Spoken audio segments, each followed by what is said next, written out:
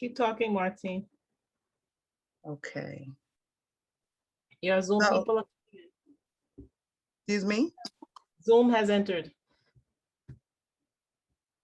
Good morning, Zoom. How's everybody doing?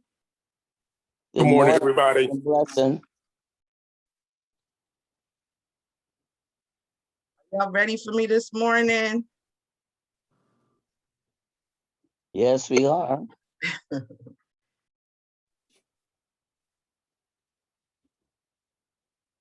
morning, everybody. What do your guests need to prepare themselves for the presentation today, Martine? Okay, so today, I need you to come with open mind, open heart, get some water, pen and paper. I just want you to take down some information. It may be a lot of information, but today is really going to be a very organic and transparent conversation. We're addressing a very sensitive topic. I'm going to say this again, but since I'm having to talk, I might as well say it now. I think the most important thing to do is to monitor all the squares and the chats and just support each other, because a lot of this stuff can be triggering. That's one of my biggest concerns whenever I do a talk. So I definitely ask that of the community, hold space for each other, make sure everybody is okay. But the focus is survival and the goal is prevention. And again, it's just going to be a conversation. I feel like there are no experts in this field. It's an ongoing thing. We're constantly learning. Child sexual abuse is an extremely layered and convoluted topic. And it's just not addressed enough. And so I started a rebellion against that, and I'm hoping that you join me. Hold up. Don't want you to get into the conversation just yet. Okay. This is you're welcoming people right now. Okay. Welcome, everybody. Sorry, I'm nervous and I'm excited. I need your energy and support in this. It's been a while since I've done a talk. And I appreciate this community. I love y'all.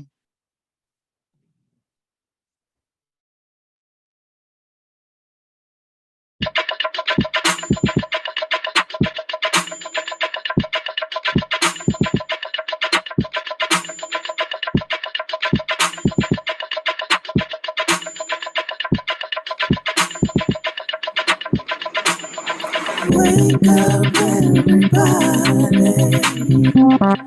It's time to get up. Wake up, everybody.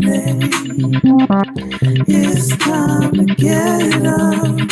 Stay woke, stay woke, stay woke. It's time to get up. Stay woke, stay woke, stay woke. It's time to get up. We're healing, we're dealing, we're growing. Together, releasing. We're teaching, we're moving. Together, we're learning, discerning. We're striving. Together, we're leading, connecting, transforming. Together.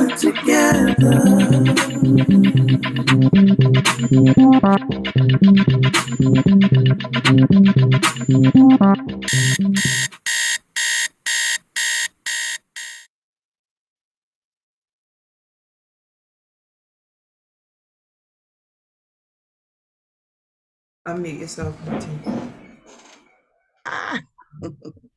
Good morning, Grand Risings, Woo family. I am so blessed and honored to be here with you on this morning. I'm usually where you are, behind the screen, usually trying not to crash my car because at this time I would be on my way to work. But I was called to be in the forefront this morning. I'm humbled and excited to be here with you. The topic I have to share with you is so important, yet so neglected. But I can't think of a better crowd of people to share with, especially at the junction that I'm at right now. My name is Martine Malivers. I'm a registered nurse specializing in pediatric home health and research. I currently work as a research nurse here in Houston. I'm also a child sexual abuse prevention educator. And last but not least, I am a proud recent cohort 17 graduate of the Be the Tree Rites of Passage movement. I always put the word movement at the end of that because I feel like it's so life-changing and ongoing. I struggled with identifying my purpose, and Be the Tree helped me to zero in on exactly what that is and help me to put it into words. And I can't even express how monumental that is for me. And I'm continuing to walk in my purpose. I had paused a little bit, and purpose happens to be the theme for this week. So I'd like to share my purpose with you, my purpose statement that I came with as a result of the Be the Tree experience. And my purpose is to gain consensus in identifying toxic cultural norms and replacing them with healthy new norms for the betterment of society. And one of the toxic norms that I've identified and would like to address with you today is child sexual abuse. The session topic is normalizing child sexual abuse prevention. And as I stated before, some of you may be triggered by this topic. It's a very sensitive one. So I'm asking that we all peak our awareness and hold space for each other. Let's monitor all the Zoom squares and make sure everyone is okay. But before we dive in, I have a very quick question. And if maybe 2 or 3 people will come off of mute, I would like to know, what is your expectation for this session based on all the information that you've been given so far? If you saw my intro video or read the description, what do you expect? Or if you have no expectations, what do you desire to get out of this session?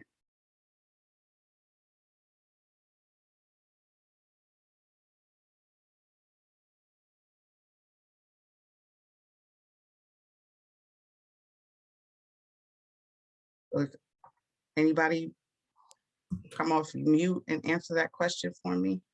You have a raised hand, beloved. Teresa, if you can unmute. I would like to what I'm expecting is get healing in the place of having to deal with that, because I know that sometimes I'm still, operating in that area of that place of abuse. So I would like to get more healing and more clarification on how to, walk a whole woman. Thank you, and I'm complete. Okay, thank you. Anybody else? I'm not able to see. I'm in gallery view. Grand Rising, Sister Martine. This is Coach Cheryl. And what I would like to get is knowledge of how to govern myself when the time comes that I have grandchildren, and what information is necessary to impart to my adult children to ensure that they are protecting my grandchildren. Beautiful, beautiful, beautiful. Anybody else?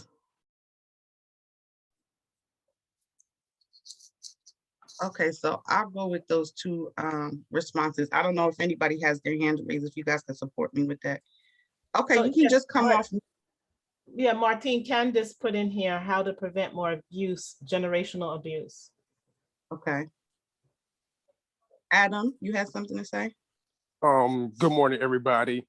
I just want to say that what I'm hoping to get out of this is competence in terms of understanding what everyone is going through and the stories that they need to tell.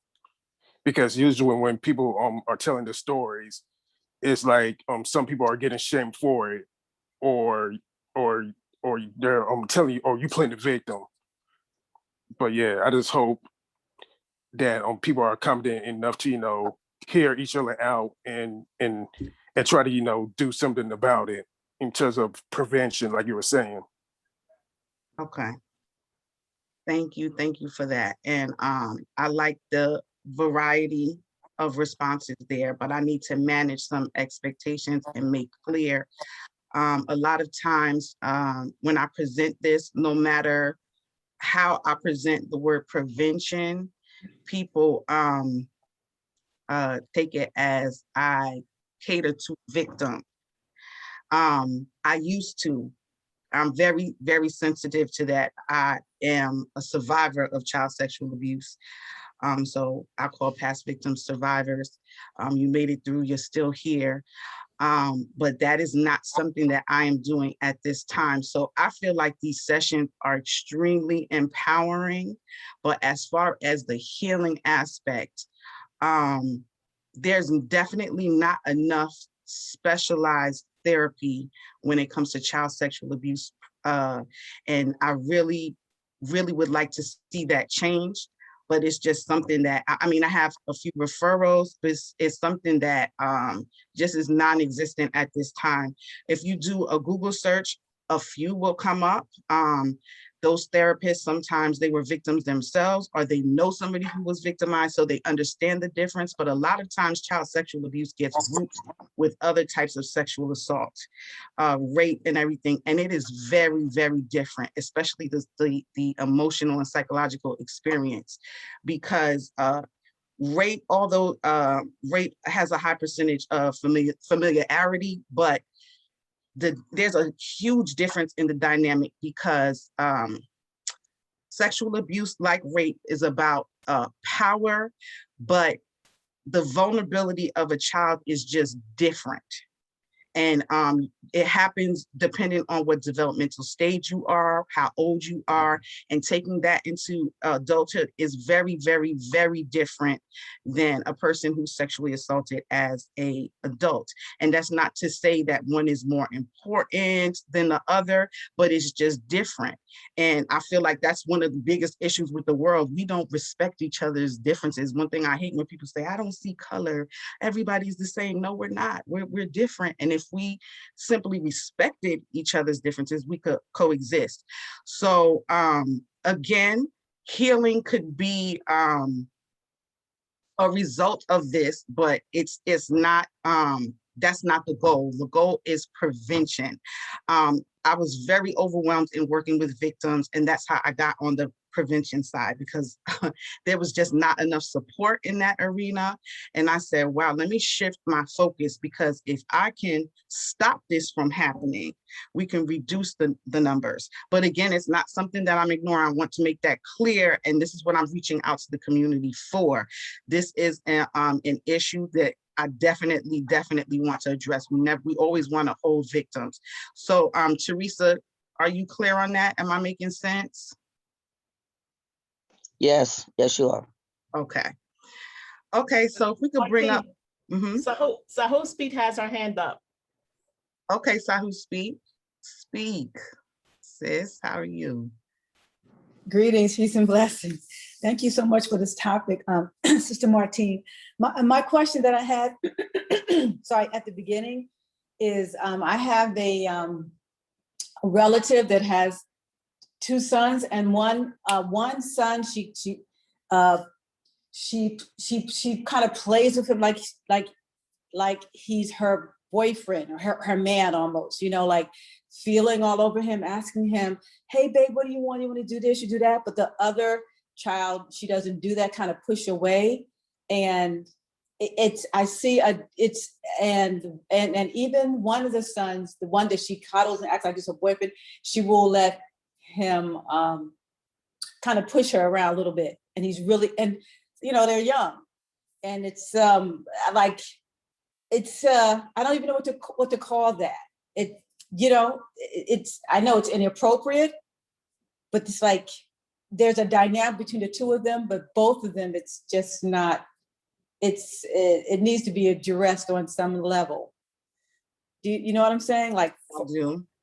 Yeah, so you could probably hear more, you could probably get deeper into that, you know what I'm not saying. All right, so hope that's a situation that I hope you can address. Thank you. Yes, okay, so yeah, we can go over behaviors and how to address behaviors.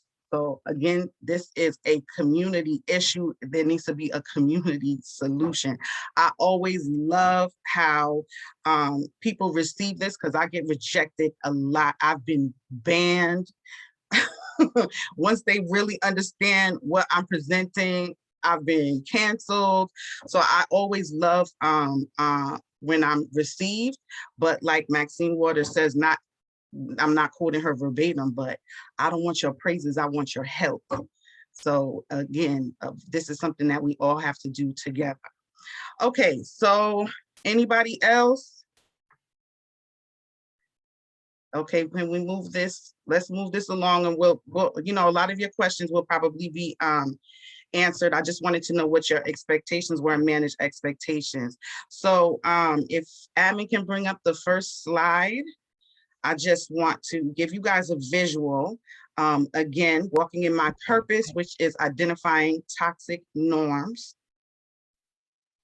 And so in the United States and across the world, child sexual abuse is a toxic norm. There's a child getting sexually assaulted right now. The statistics vary.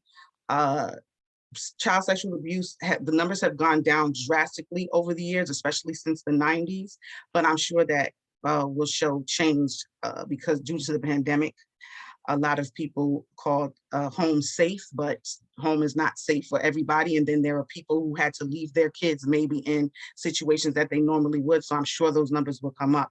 But basically, and most consistently, this statistic here, 1 in 10 children are sexually abused by the age of 18. That's pretty consistent. That's as old as time.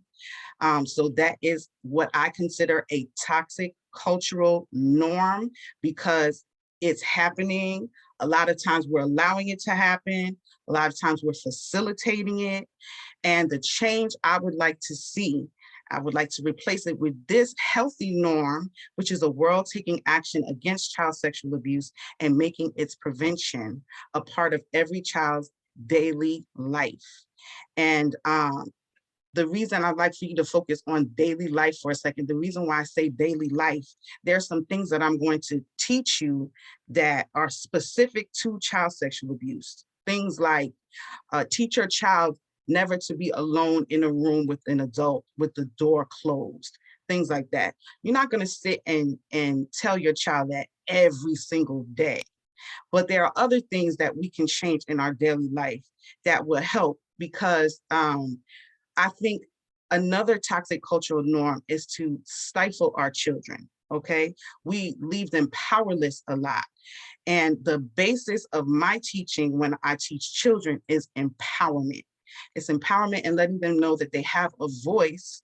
And instead of putting so many stipulations on them, teaching them how to use their voice appropriately. So that's what I mean when I say their daily life. Okay, so the first thing I would like to do is define child sexual abuse because it is a very broad term and encompasses a lot of things. And I'd like to ask the community, what is your knowledge? What do you know child sexual abuse to be? If you had to define child sexual abuse, what would you say? And anybody can come off mute and let me know what you think child sexual abuse is.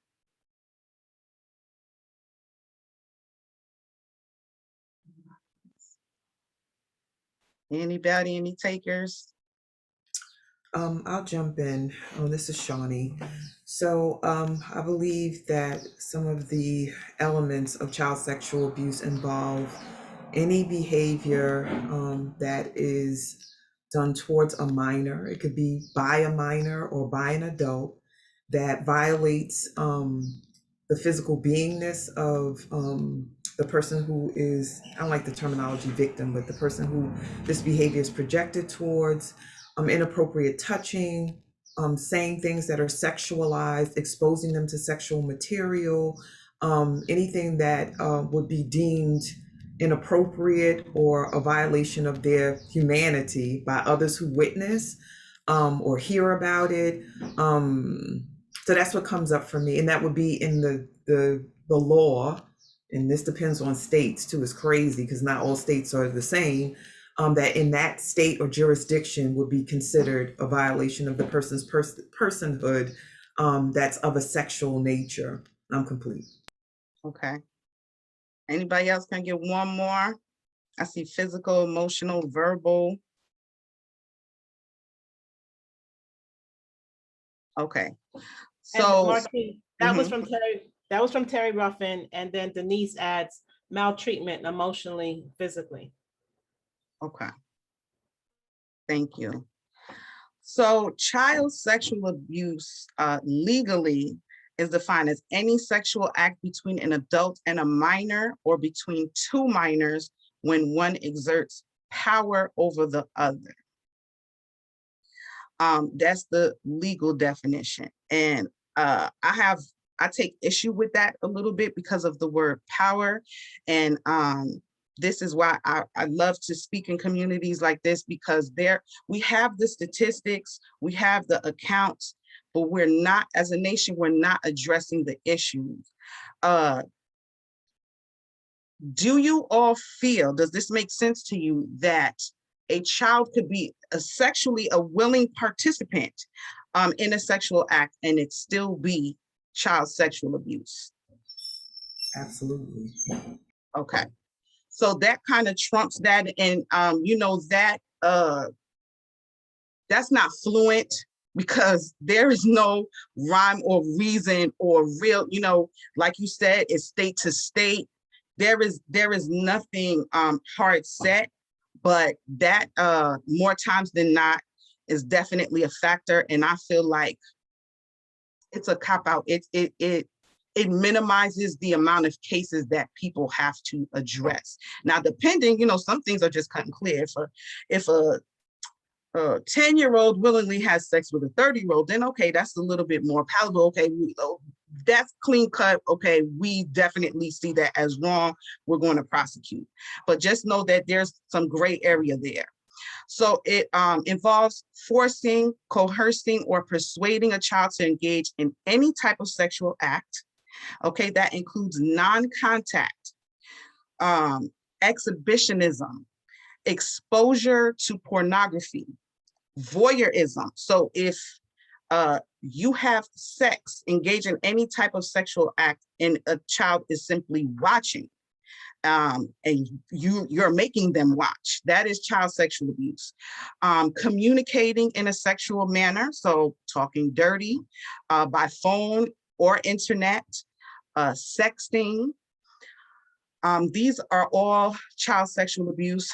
They're all punishable by law, and they can all get you on the sex offender list. Now, Shawnee mentioned that it could be another minor sexually abusing another minor.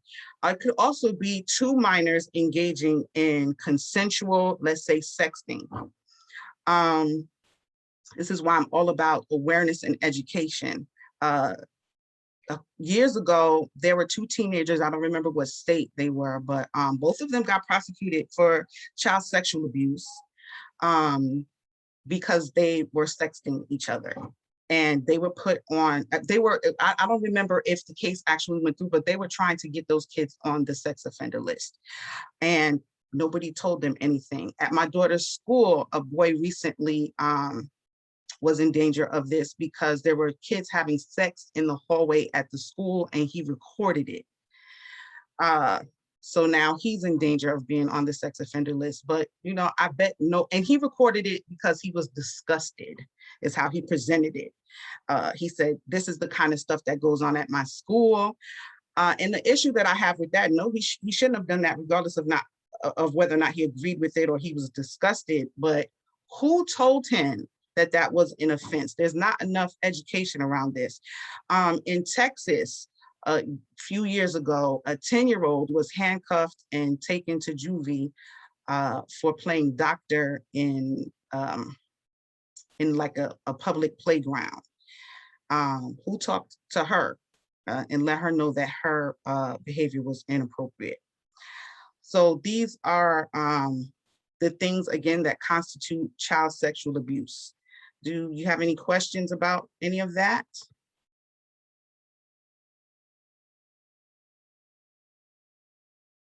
One of the things that I'm challenged by, just by what you just shared and what I just know to be true, is that we live in a society that has these mixed messages, confusion around sex and sexuality and becoming, or that sexual maturation, and the things get collapsed together, and then we criminalize or demonize behavior that's just natural expression, and then we try to overcorrect. So there's discoveries with the Me Too movement and everything that's going on.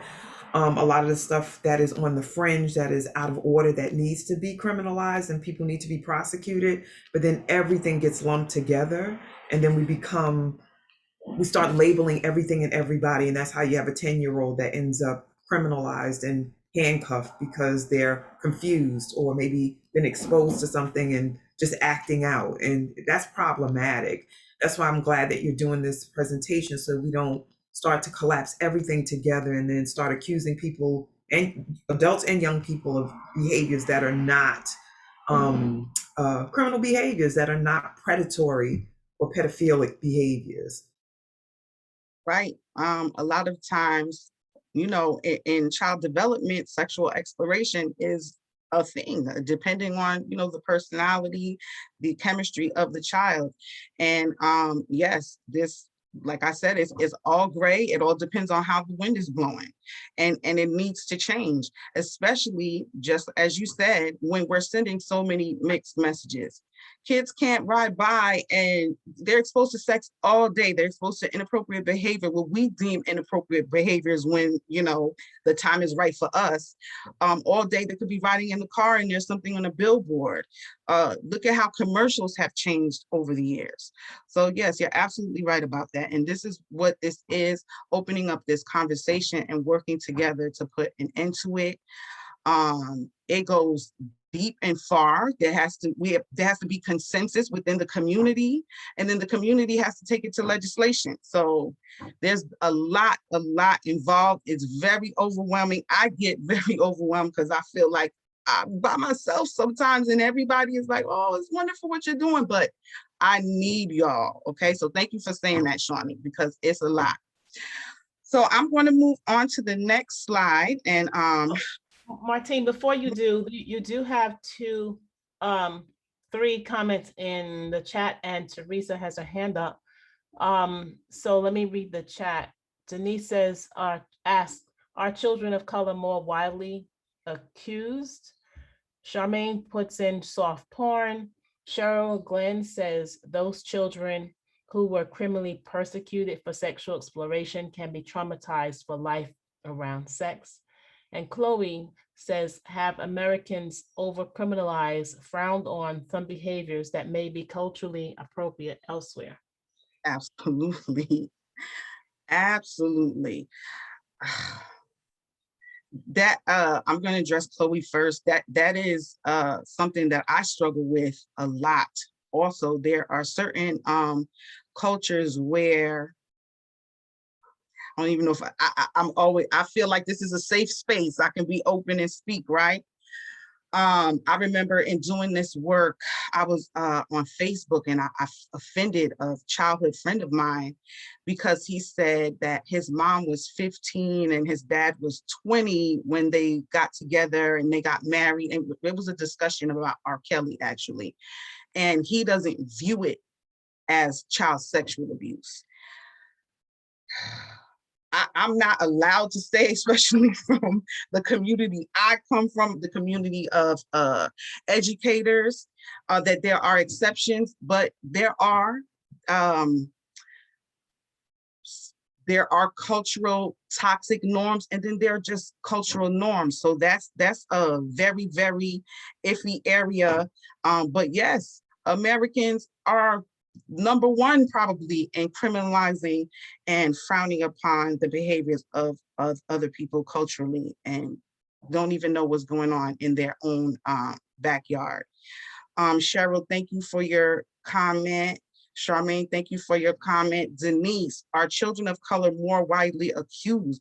I have not seen any information on that, but I would venture to say yes, especially because when they are gathering statistics, they say that African Americans are the most impacted by child sexual abuse. And there is an extremely high rate of juvenile on juvenile child sexual abuse. So I'm sure that that is the case. I just can't say it officially. What makes the cultural norm toxic? Can you come off of mute, Chloe, and expound on your question a little bit? Sorry, y'all, I sound horrible today. Hey, Martine, I love you. Wondering, no, I'm not starting my video. Don't do it. Y'all did it. Don't do it. Hey, girl, hey. Hey, no. So yeah, so you said a moment ago that there are cultural norms and there are cultural norms that are toxic. So who's determining when a cultural norm becomes toxic? This is why I don't like when you unmute. When I said it, I'm determining it. You know, I mean, it's all relative. This is what we're talking about. How far Can do I you want use to an go? example? Can I use an example? So what comes to mind for me is kissing your kids on the mouth. That is it culturally as a Spanish person, that is something that happens in other cultures as well. And we've seen in the media where, what is his name? The soccer player, David Beckham, gets like, you know, raked over the coals for kissing his daughter on the mouth, and other actors, whoever, do the same. And I'm just wondering, but culturally, that's not toxic culturally and for them. And so I'm just wondering, like, who makes that determination? I mean, people make that determination. Where it impacts the most is when you're of another culture living somewhere else, and now it's a law that you're violating. But as far as it being considered toxic, that's relative. And when I talk about toxic cultural norms, let's be clear that the one that I'm addressing is just that statistic, that 1 in 10. So maybe I misspoke. And when I said it in this instance, I'm thinking of child brides, for instance. But there may very well be somebody on this Zoom who does not find that to be toxic. So it's relative. And again, the only time it's impactful as far as jeopardizing your freedom, violating a law, is when there's a law in place. Does that answer your question? Yes, ma'am. Okay. Anybody else, can you support me? Anybody on Facebook?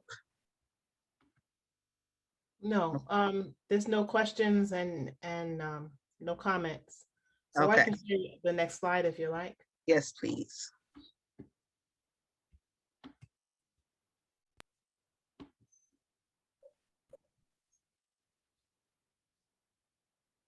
Okay, so I just wanted to go over some facts about child sexual abuse, and then we'll go over some statistics just so that you guys can understand the magnitude of the issue. Okay, the CDC, we're talking about United States, has deemed child sexual abuse a public health issue. Okay, COVID-19 is a public health issue. I think that everybody can attest to the difference in addressing these two public health issues. Okay, and child sexual abuse was deemed a public health issue back in the 80s. So I think everyone can say you don't see any billboards, you don't see advertising promoting child sexual abuse prevention or addressing child sexual abuse. Child sexual abuse is sensationalized. That's how the US treats it. You'll see movies on it. After today, if you're not able to recognize what I'm about to say, tomorrow and the day after, you're going to start picking up on it. Child sexual abuse is one of the most made fun of things in entertainment. I can name you countless episodes where child sexual abuse is It could be a coping mechanism, but to me, it's undermined. Comedians use child sexual abuse as the butt of their jokes many times. Look out for it. Child sexual abuse is more likely to occur in single parent and foster homes, okay? Less occurrence in a home where both biological parents are present. African-American children have almost twice the risk. The risk triples for children whose parents are not in the labor force. Children in rural areas are twice as likely to experience child sexual abuse. The median age of reported abuse is 9 years old. Perpetrators report that they look for passive, quiet, troubled, lonely children from single parent or broken homes. Okay, so there's a Stop It Now and Darkness to Light. They have this initiative where they go into the prisons and they interview violators. There are reform programs for them. And so they have intense conversations with these people, and they do a lot of statistics. And they have come up with that the target for offenders are passive, quiet, troubled, lonely children. Additionally, children that they are familiar with, children whose families they are familiar with. Okay, mental and physical health issues, sexual behavior issues, teenage pregnancy, academic issues, criminal activity, substance abuse are common consequences of child sexual abuse. It is theorized that if child sexual abuse is significantly reduced, crime will be significantly reduced. There was a study done at a prison, and one of the most common things amongst the prisoners was being sexually abused as a child under 18. This is a statistic. I don't know if it's for today, but it should still be scary to you. There are 400, and I say that because it's just statistics. Again, they're not updated. There's no formal standard and consistency when it comes to child sexual abuse. But there are 400,000 registered sex offenders in the United States. 80 to 100,000 of them are missing, unaccounted for, off the grid. Okay, so we have this measure in place. We put these people in jail. When they come out, they have to get on the sex offender registry. If they live in your neighborhood, they have to have a sign in front of their houses in some places. You can do a simple Google search, and there are many services that will let you know how many sex offenders are in your area, but a good amount of them are missing. So they dodge that. That is also an issue. You can go on to the next slide unless there are any questions.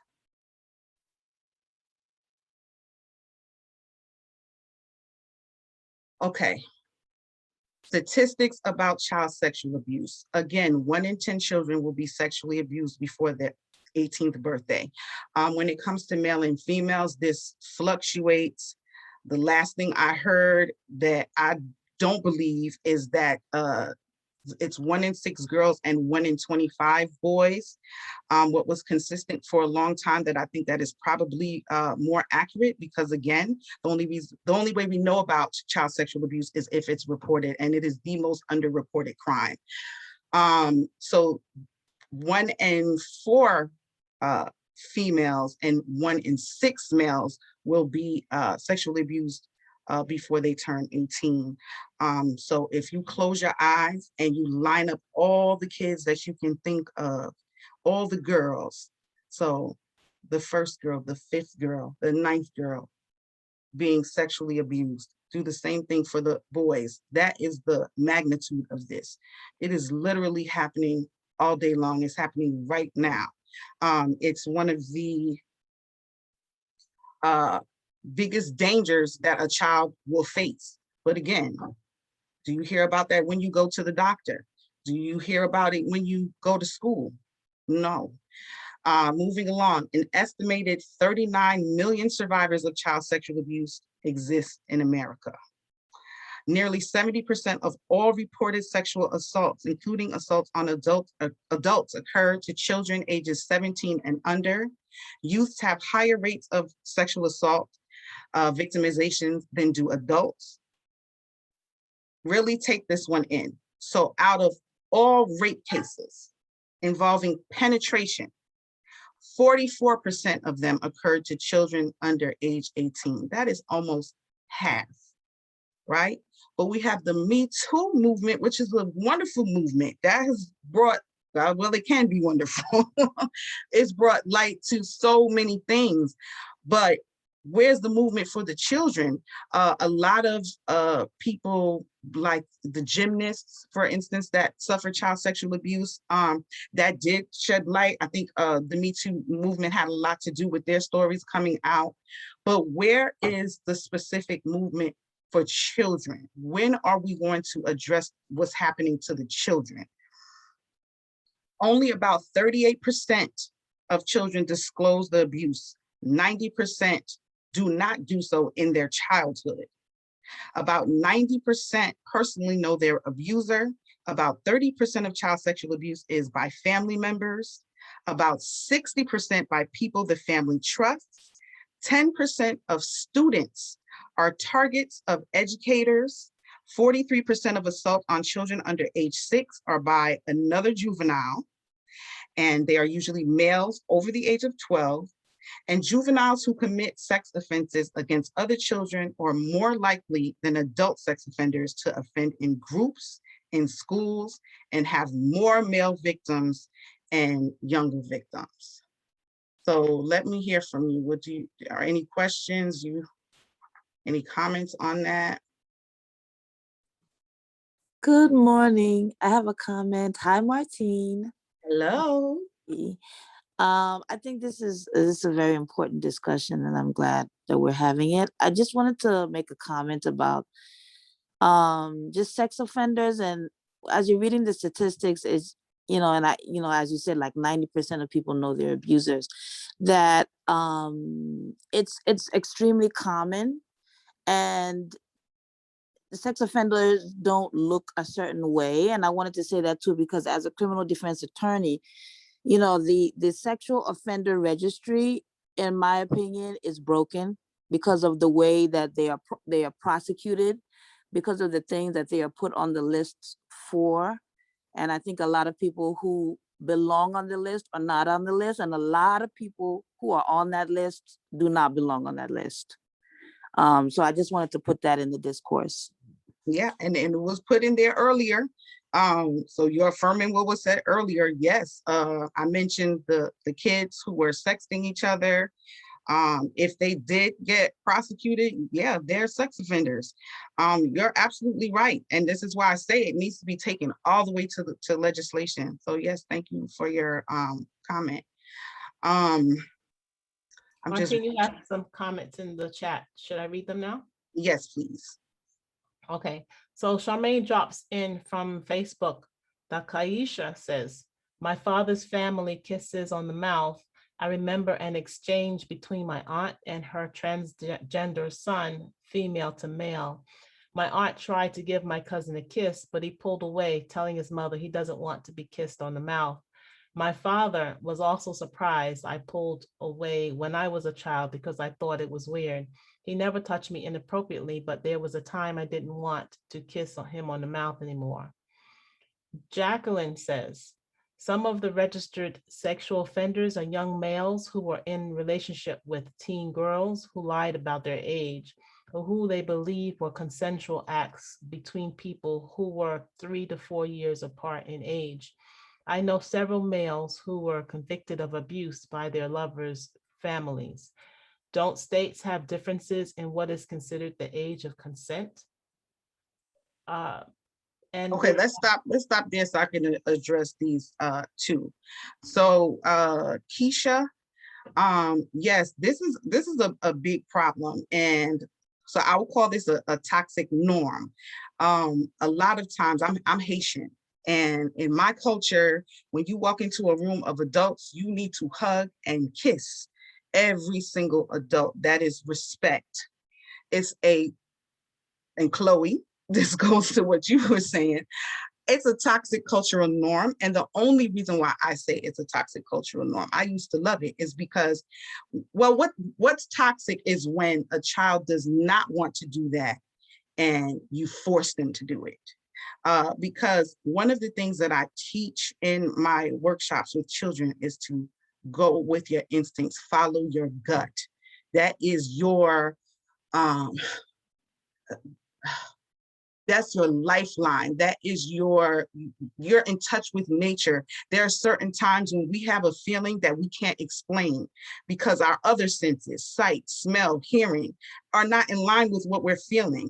We're sitting somewhere and it's saying, you're in danger, run, and you don't see the danger. And then all of a sudden, out of the corner where you couldn't see, danger presents itself. So I teach children to follow their gut.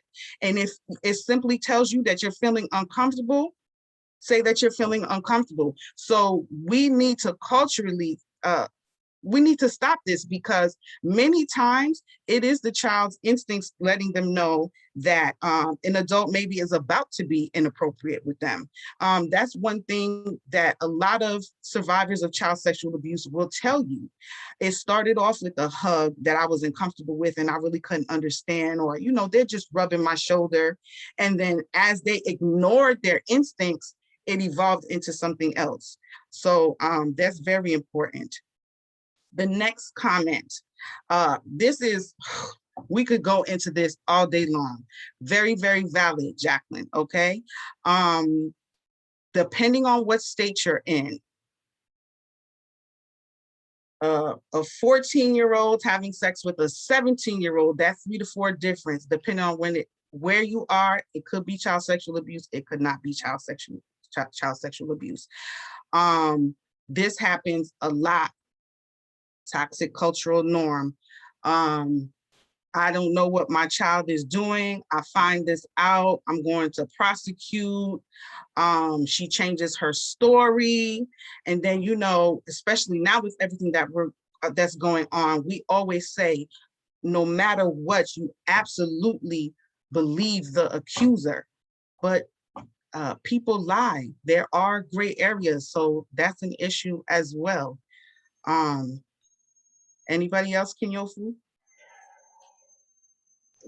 Yes, hi, Teresa. Teresa? Yes, hi. Hello. Just listening. The way I grew up is that my mother was like always like over, oversensitizing like sexual things. So it made us kind of nervous because, you know, she was always like, oh, don't do that, you know, like, oh, somebody's doing it. So it gave us like a unhealthy radar about sexual things. And so we was always looking, you know, like she was like, oh, he's doing, like if the child was just experiencing, she was like, oh, you know, he's trying to have sex. So she just took it to such a high level that it just gave us, you know, a different look at stuff. Like when I grew up, and I saw women that was doing like people that from the island, they do the wine. So the way we was raised was that was like a sexual thing. But and you know, and even in being in the wake up, you know, talking to with Sister Charmaine, she was saying that's just part of their culture. But when you grow up in other cultures and you see other things, then you don't understand different cultures. Because if I'm not sure, my grandmother was 14 years old when she had a baby. She actually had a baby at 14, and this man was her husband. So people grew up in different times. It's like, I don't think that's something that will happen in our family right now, but it was like my grandmother had a baby, I believe, at 14 years old, and she had a husband by that time. And so in certain cultures, they having kids at 13, they have husbands at 13 or 14 years old. So that sounds weird to us, but my grandmother had a baby at 14 and she had a husband. And I'm complete. What is your personal opinion on that? Do you view that as what I would call a toxic cultural norm? I never looked at it until you just said, I can't say what I view it as, because my grandmother seemed like she was happy because she used to talk to her about her husband. And then I remember later on, she said he left, you know, after she had lost her twins. And that's when she said he left after that. But, and now he didn't just have her children, he had children by like 3 other women. So I have like about, I had about 20 uncles and 20 aunts and uncles from one grandfather. So, you know, he was multiplying, you know, around with like different women. So, But as far as like when I finally did meet my family, I still loved them, but I never looked at their age because it wasn't nothing that was actually, made to be a bad thing. A lot of women during that time in southern areas had children at early ages. So, and learning from Miss Kenyofield, that like it was a woman's time to get prepared to start having a child at that age. So that's something that I never knew that that happened. So these are being in the USA and being and not possibly not growing up in the South. There's cultures that consent to a young girl having a baby at at have a young girl having a baby and being with the mate at an early age, and the man could be even older than her, much older than her. So that was part of the culture. But living here in the USA, it changes the culture, and so I never looked at it in a negative way. I just knew that my grandmother had a husband and she had babies, but I know my grandma was 14 years old. Okay, so I brought up a similar, I don't know if you remember, a similar instance where one of my childhood friends was very offended because his parents, it was the same thing. So if just one more person could come off of mute and tell me. So I think he said his mom was 15 and his dad was maybe 20, 21. Do you think that's a toxic cultural norm, or could it be an exception? I actually think that we need to look at all cases for the case that is before you, and not just blanketly say that something is predatory or that it deserves prosecution. It's case by case.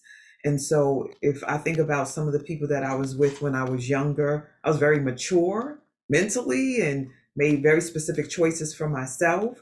Not all of those relationships were healthy relationships, but they weren't predatory either. So I just really think that we should look at that and not just be throwing everything into the basket of being statutory rape, or somebody is a sexual offender because they're a few years older. Also just looking at how we mature physiologically and what's the other word, physiologically and biochemically, I can't think of another word, that we're not fully developed until, like, our brains until we're age 25. And so there's a lot of things that could be lumped in. I had a child when I was 20, I was married when I was 19, so it's really case by case. But for me, it all starts with how we start training and developing young people and educating them at an early age about their bodies, about dynamics of relationships. We just don't do that. And then that's how you end up in a situation where you can be manipulated or you don't understand how your body works. And so, I just think it's really, really a touchy subject, because overcompensation, overcorrection, like I said earlier. I'll say this really quickly. I don't want to take up too much time. I want to know your position and others in the space, Martine, about whether it is sexual violation, because this is how I view it, to convince a child that you've been violated by an adult. Because this comes up a lot. As a psychotherapist, I've counseled men and work with people who have been accused by the former mate of inappropriate behavior so that they could get custody or just run the person through the mill. And I think anybody, an adult, who puts that into a child to lie about it, and maybe I'm mixing apples and oranges, but I just feel like that's a predatory, inappropriate crossing of the line to kind of feed information into a child to make something, a dynamic between them and an adult caregiver or parent, sexualized when it's not, so you can gain some level of power or actually try to destroy the person. So I just wanted to put that in the mix of the conversation as well. Yes, absolutely. In my workshops with the children, because, and let me say this, I said earlier that no matter how many times I say, my name is Martine Malivers, I'm a founder, executive director of Touch the Rebellion Incorporated. I don't think I said that in the space yet. We have so much good, juicy conversation going. I teach child sexual abuse prevention. If you have been a victim of child sexual abuse, here are the resources. The victims still come. They hear child sexual abuse and the victims, I don't like that word either, but they are who come. They don't hear prevention, but let me tell you who does hear prevention and who comes to me. I've gotten a few phone calls from parents of children who they believe were falsely accused. And that's something that I address in my workshops with the children.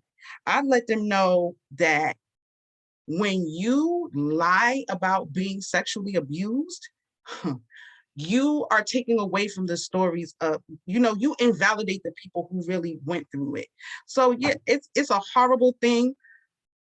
I don't know if I've ever been exposed to that, Shawnee. When you started talking, I thought you were going somewhere else with it, but an adult who is coercing a child to lie about being sexually abused. To say that the person is being inappropriate, that they, touch them inappropriate. In my 30 years of working, that has come up a few times. And I'm not saying that, sometimes the person who has been accused lies, but, there are also circumstances where people who are unwell create dynamics so that they can shut down, sully, attack the other parent, and they will do it by any means necessary. So I'm like, someone who does that, like creates false allegations, and somebody said it in the chat, children that make up that things have happened to them, that haven't happened to them. There's so many layers to this whole piece. And I'm thinking about prevention all around. And just thinking about all the nuances, because there's so many, like I said, layers to it.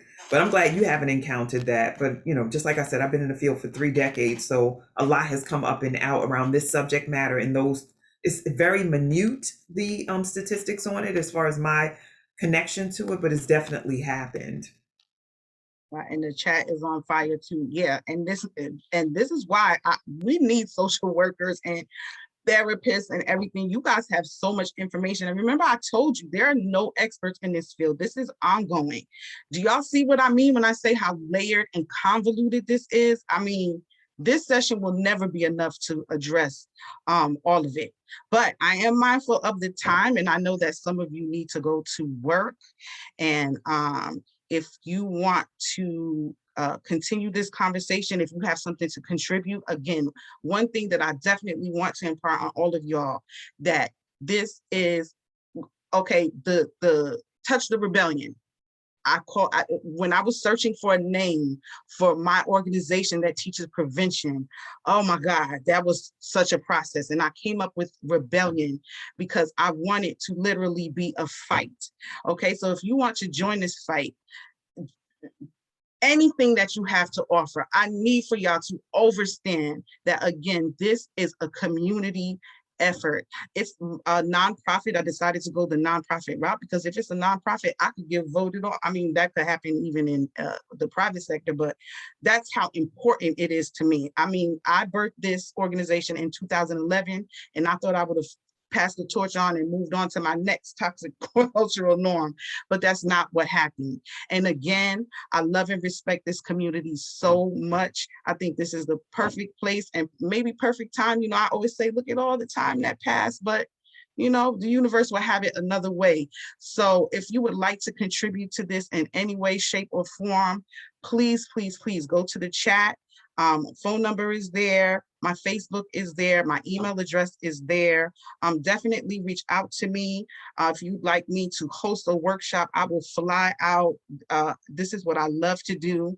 And most importantly, everything is on a volunteer basis right now. So Cash App information is also in the chat. Whoever has to leave, thank you so much for being here and have a good day. And please commit to continuing this conversation with me. Martine, Okay. you're right.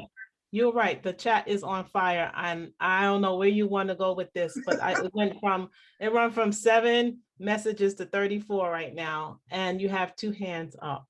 Okay. I do want to say, and I thought this was really important.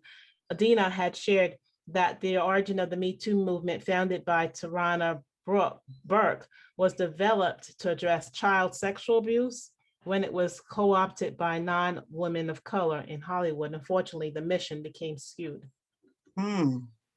Thank you for that. I have to say, I'm ashamed that I don't know that. I feel that I should, but during that time, and this is also off the heels of R. Kelly too, I was so discouraged that I had to stop all of this. And I have those moments, just times where I just can't address this because it just becomes so much. So that's something I didn't know. And that's important. That's important because these are the types of things that we have to stop from happening.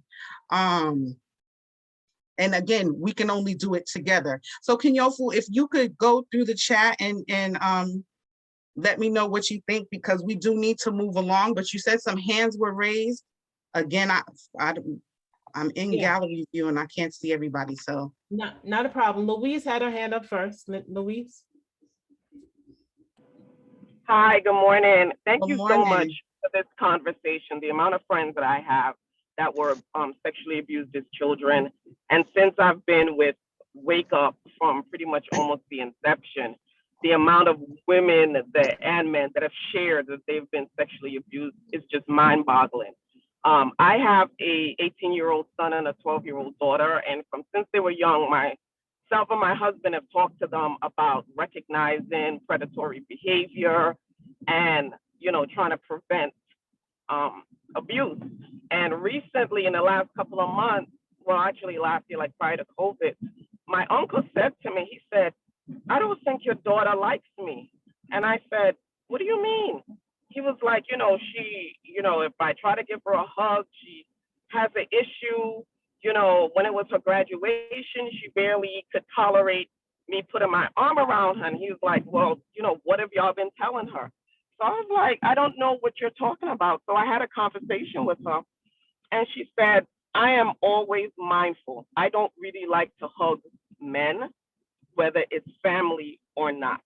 I am very mindful of just not having any type of issue or inappropriateness." And I guess that's it was an unforeseen side effect of the prevention, is that she is very conscious and very mindful of making sure nobody's going to touch her inappropriately. So she does not try to get close. I got some, people came and helped me.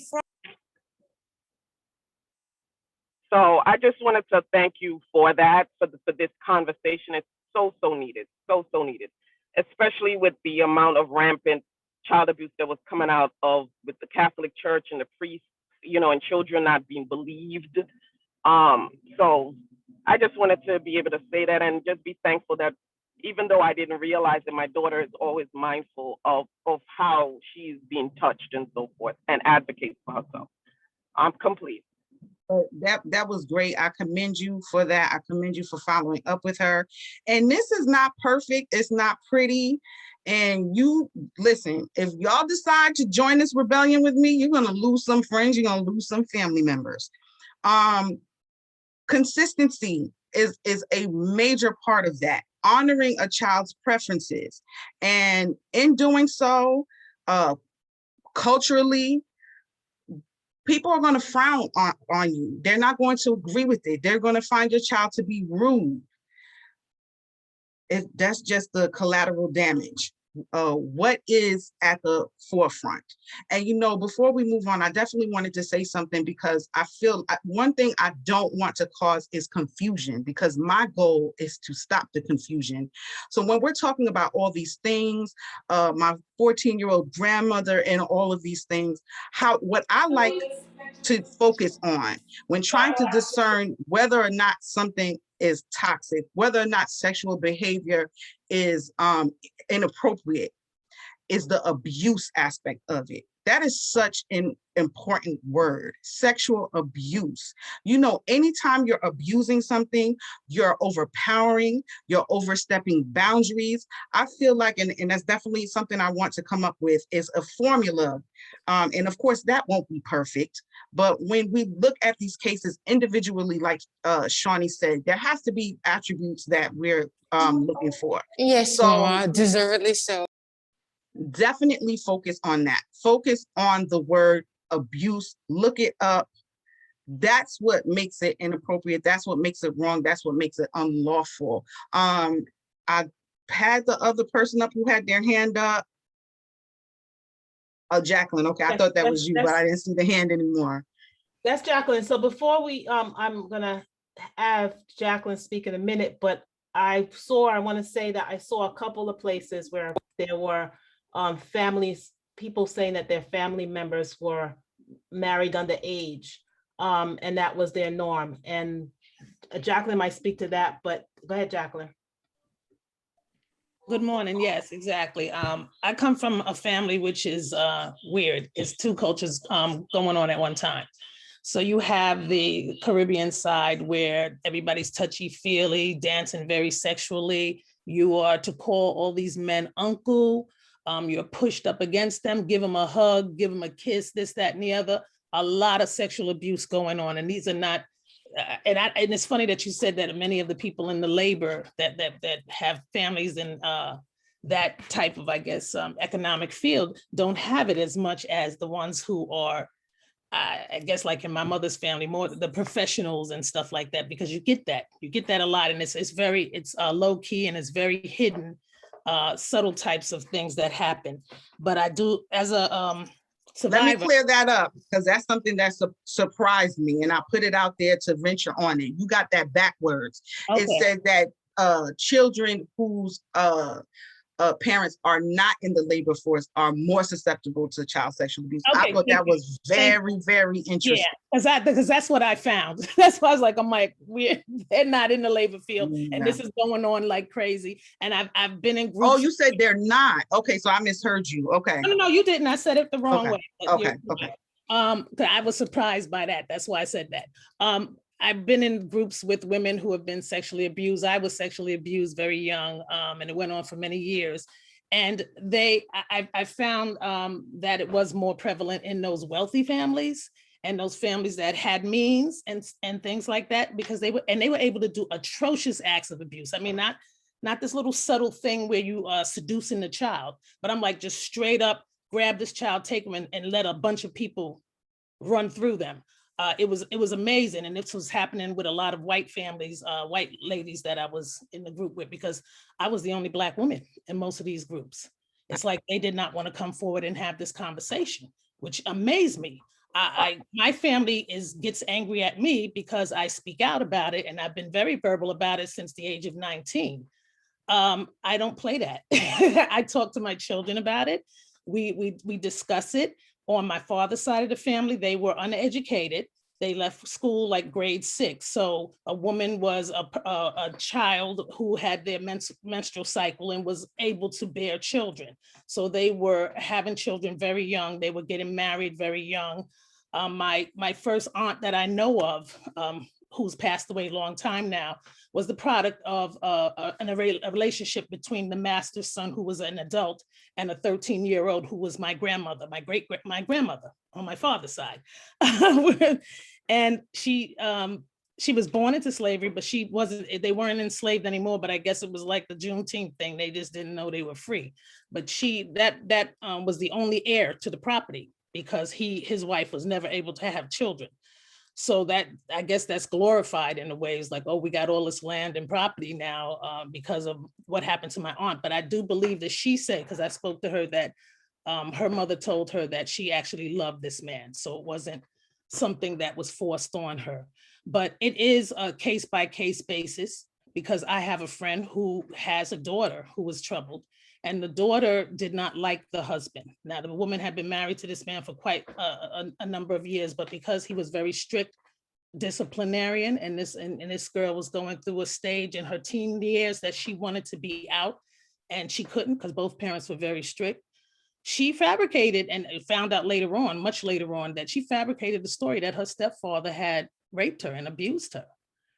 And she did years later confided to her friends that she made that up. But it broke up the family. And it was horrible, because the girl was calling me. She didn't know what to do. She was like, I want to believe my daughter, but I don't know what's happening here. And so she put the husband out because just to be on the safe side. And I agreed with her, because I mean, what are you going to do about something like that? But it does happen. So I just wanted, people to understand that does happen, even though because of where I come from, I see things through a certain kind of lens. And my lens is like, err on the side of caution other than disbelief, because I know I didn't speak up. I saw my sister speak up and my mother got, sent her to live somewhere else because she spoke up. So that put fear in me that I would lose my mother if I spoke up. So I allowed it to go on for many more years before I just couldn't take it anymore. And I think I was a teen, and I went off on him, and I told him, you know what, you touch me one more time, you're gonna be under the fucking jail. I just came out like that at the age of 14. And I also think, though, that he was moving towards my younger brother, which scared me. And I was like, no, you can't do this. I'm thinking I can handle this, but my younger brother is not going to be able to handle this. So I put myself in between that to make sure that that did not happen. So there are some people were asking, what are some of the signs that somebody is being abused? Well, for one, I was a very loquacious child, and I was very curious, and I was very like, what is that? What do you mean? That was how I was until this happened. Then I became very quiet, and I wasn't saying much at all. I was an overachiever in school. You're going to have underachievers, you're going to have overachievers. There was some people respond in so many different ways. It's very difficult to pinpoint what are the signs. But if your child's personality changes drastically, pay attention. Pay attention. That's not the same child. Something happened. And I just want to emphasize that to people. You really need to know your children. You need to pay attention to your children. I know we go through shit and stuff is happening, and maybe you're going through something yourself, but you really do have to pay attention to your children. And I just, that's all I can emphasize is pay attention. Pay close attention. Thank you, and I'm complete. I know one thing, Miss Jacqueline, if I don't get an email from you, because you get one. I already copied you can facilitate this almost. A lot of what you said is so true. Oh God, where do I even start? Okay, so this obviously I have my little notes right here, my agenda. I knew that this was going to be a different type of situation. A lot of times my sessions are having to convince the talk of the severity. You guys get that. Okay, so this was going to be later on, but let's address it now. Like she said, drastic changes in behavior. All of a sudden, wetting the bed. Even if you are a quiet child, okay, maybe you were quiet and meek, now you're lashing out. These are all also can be attributed to any type of trauma. So that's where it gets like a little bit iffy. But for me, it's the constant conversation. And this is the one thing that I feel like I always have to convince people of. Child sexual abuse prevention is ongoing. A lot of times the older children get left out. Okay, you brought up a lot of stuff. One thing that you brought up was you said that I think the 13-year-old was, I think you said she liked it, she received it. That's the thing too. There are a lot of men who at a young age had sexual experience with a much older woman, and they do not see that as child sexual abuse. You're 9 years old, a 20-year-old, 30-year-old violated you because, society teaches you that to be a man, you need to be over-sexualized, right? That's a good thing. These inappropriate relationships that happen in schools with the female teacher, and this is not just about boys, but that's what I'm addressing now, the female teacher and the male student, right? Sometimes the boy goes home and tells his dad, and his dad high-fives him, right? Is that child sexual abuse? Well, you know what? I want to speak to that because my brother, who is not here with us anymore, transitioned at the age of 17. He was bipolar. He was seeing a psychiatrist. My mother had him see a psychiatrist. This psychiatrist was sexually abusing my brother. He told my oldest brother, who told my mother told him to mind his business. And I think it's because the woman was offering her services for free and she knew that her son needed help. This brother and I were very close. He was my protector. Once he was taken out of the picture, that was open season on me by my stepfather. So I'm very passionate about that. But he was uncomfortable with the sexual advances and the sexual acts that he was performing with his psychiatrist, and it created more of a disturbance in him. Then she started giving him drugs that were psychotropic drugs that were not to deal with bipolar depression, but to deal with schizophrenia, which aggravated the situation. And he wound up going out drinking with my stepfather and taking his medication and going into a coma and then passing away within 2 weeks. So yes, I am very much on fire about this topic, and I will be talking to you later on. And that thing with my brother really disturbs me. So that's where this is coming from right now. Thank you so much. Thank you so much for sharing. I'm so sorry, devastated. I hate hearing stories like this, but community, this again is proof of the magnitude of this. It is so layered. I want to talk about your mother's reaction. We are all individuals. Again, if we respected each other's differences and individuality, the world would be a better place.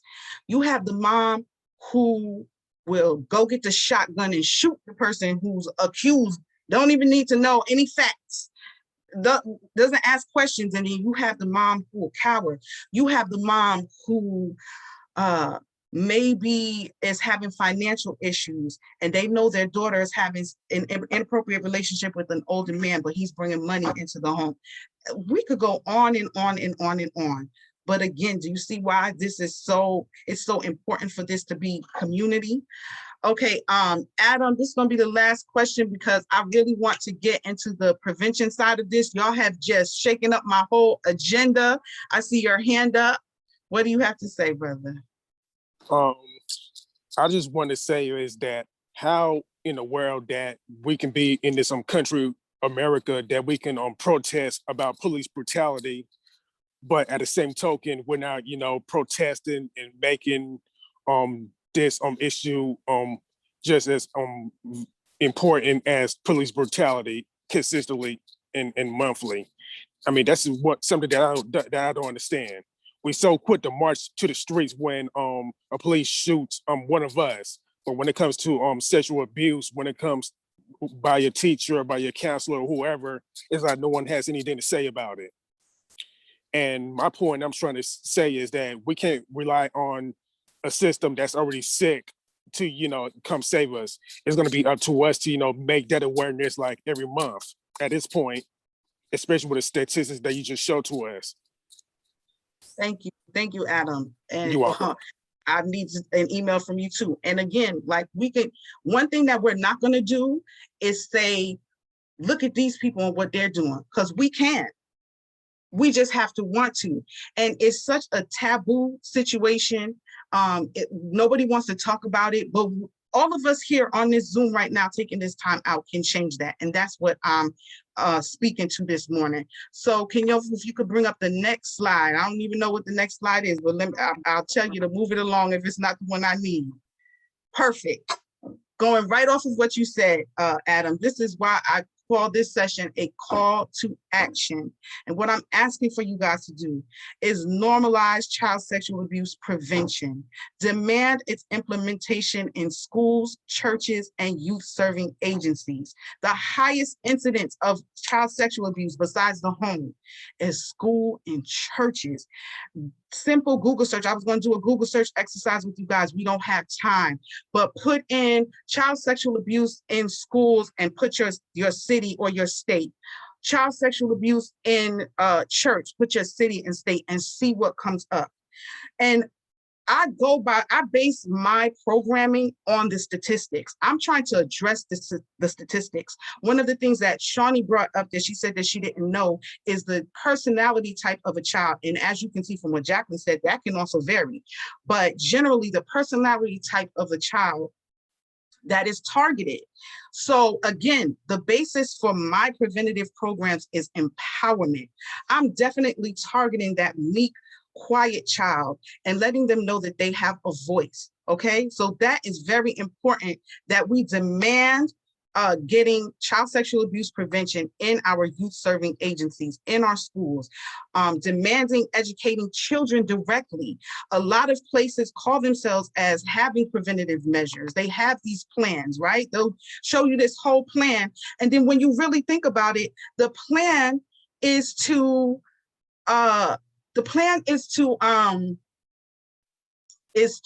address the abuse after it happened. It has nothing to do with prevention. We have mandated reporters. If a child discloses child sexual abuse to you, you must report it, right? We'll take your license. But the demand is not as high for implementing preventative measures. So that's very, very important. And we need to demand educating children, because one of the philosophies of child sexual abuse prevention is that the burden should not be put on the child. I do not believe that at all. Adults and children need to be educated, because you have to empower a child to take onus of their own person.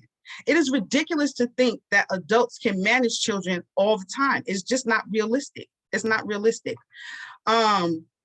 Okay, so let's talk about time for a second, Kenyofu, because one thing that I didn't address, I know I told Cheryl that I have a hard stop at 8:30, but I've since spoken to my supervisor because I had a feeling this was going to happen. So how are we on time? Because I'm okay with time. So we have, you're okay with time as far as the wake up everybody space. Just remember that we have a debrief after. And that's fine too. I'm fine with all of that. I had to implore my supervisor at work, who is very passionate about this subject too. So she gave me some grace and is letting me stroll into work whenever I do this morning. How much more time? I'm very grateful for that.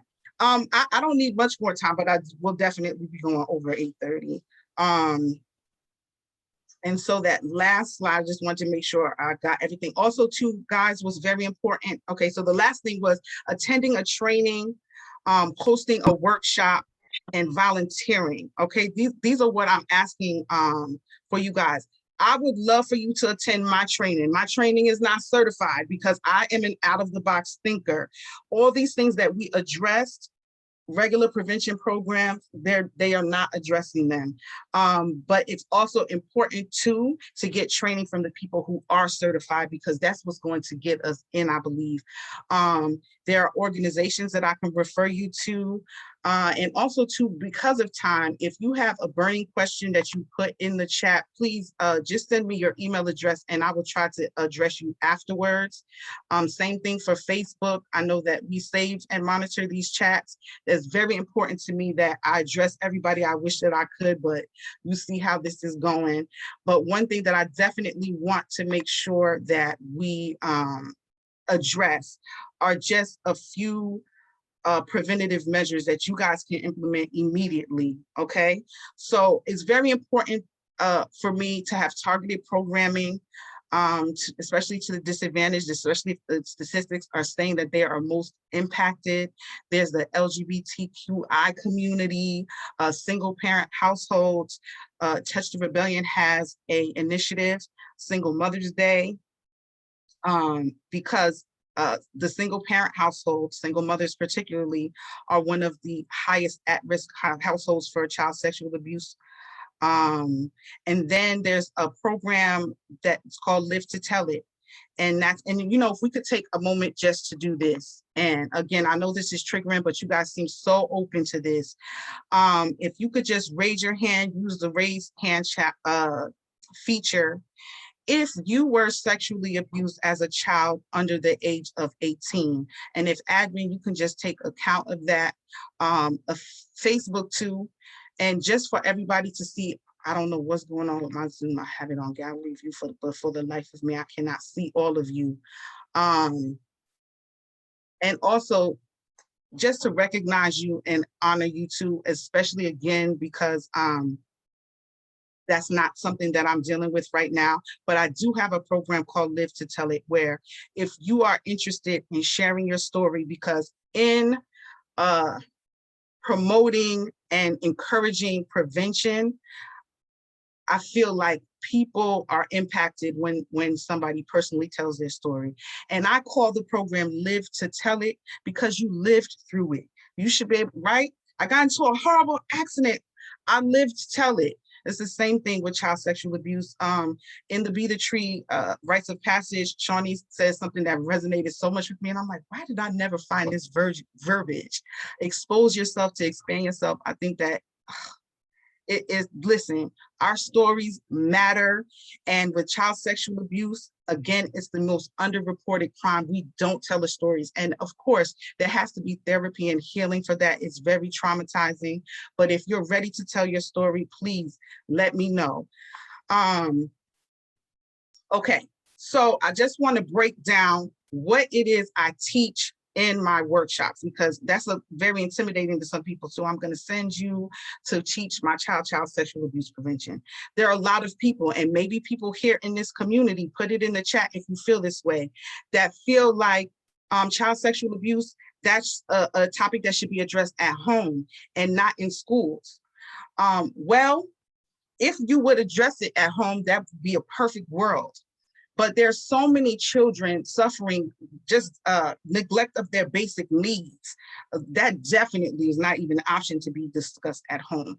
And being that school is one of the main places where child sexual abuse occurs, it's so important that that is taught in schools. But through workshops such as my own, teaching the children directly, not just the adults. And so the basis of my workshop, again, is empowerment. I teach these kids that they have a voice and that they can use their voice appropriately. I teach them about exceptions, okay? How I segue into child sexual abuse is teaching the art of touch. We go over spiritual, emotional, and physical touch. We go over setting boundaries. These are very important things to do just every day in your parenting. Teaching your child that they are allowed to set boundaries. If they're dealing with authority, their teachers, they just have to be respectful, but they have the right to be serious about their person and how they want to be treated. I'm very, very big on that. We have image workshops because a lot of these kids have poor self-image. There's bullying and all types of things. We address all of these things. But the most important thing that I feel like, and what I definitely want to leave you guys with, and I have some resources for you as well, is to give your child a voice when they are feeling uncomfortable, and tell them to honor and respect their individualism and their in-tuneness to nature. And if their instincts are telling them that something is wrong, they are allowed to speak out on it. Okay, can you, if you could bring up the next slide.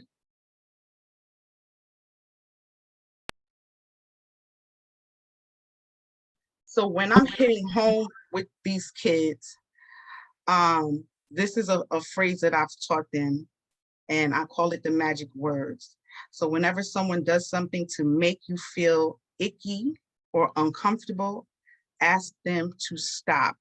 You will not believe how hard that is for some children. Now, you have some children who are very assertive, but I was that child where I was so afraid of hurting somebody else's feelings at the cost of my own. And sometimes we even instill that in children, okay? They have so much reverence for authority that they lose themselves. So that's what I'm trying to unlearn for them. So what I tell them is, when you're setting your boundary, you must be calm, confident, serious, and stern. And always tell the person the action that you want them to stop doing, okay? So the magic words are, please stop, state the action. Maybe you're playing with my hair. They're just playing with my hair. That's my coach. I love my coach. They wouldn't do anything to me, but I have this unsettling feeling. Honor that feeling. Please stop playing with my hair. You're making me feel uncomfortable. This is very important. I feel like this is something that's not addressed in other prevention programs because they're not looking at the statistics and the stories that are being told. I don't know if some of you who said that you were molested can account to this. Sometimes it's a forceful account, but usually it's manipulation. Grooming is involved. It's a buildup. I'm taking advantage of a relationship. She let me hold her hand. Now I'm rubbing her shoulders. Now I'm rubbing her chest right here. I don't know if anybody wants to come off mute, and if you feel comfortable sharing your story. I know that's how it happened with me. And then I also was a child who I was very curious at an early age. I had feelings at a very early age, so I was easily manipulated. But what turned around for me was when I was 11 and I was at camp, and there was an organization that came in. I've never seen an organization like this again until I started getting into prevention. And they came and they said, they taught about child sexual abuse. They said what child sexual abuse was, and I hadn't even realized I was abused until those people came.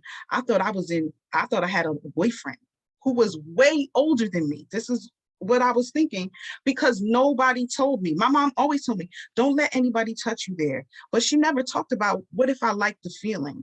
She never told me who that person could possibly be. That's big. A lot of times we teach our children stranger danger. We give them the expectation that somebody who will violate them is somebody who they don't know, love, or trust. That's one thing that definitely needs to change today. Talk to your children today and tell them the possibility of anybody touching them. A predator, the strange man in the white van who's driving around offering candy. No, it's our teachers, it's our pastors. There was one year where 50 pastors were charged with child sexual abuse. So a lot of times we like to say it's the Catholic Church in the Bible Belt right now. There's a revolution going on. There's so years and years and years of abuse of this coming out. So please have this conversation today. That was really quick. I feel so rushed, but if you email me, I can send you resources. I have parent packs, virtual parent packs, that I can send you. And one of the most important things for me is, even with this session, even after you get the information from me, feedback. If I have a typo, let me know. If you feel that I missed the mark on something because of your personal experience, let me know. I'm telling you, there are no experts in this field. And like Adam said, we need to organize.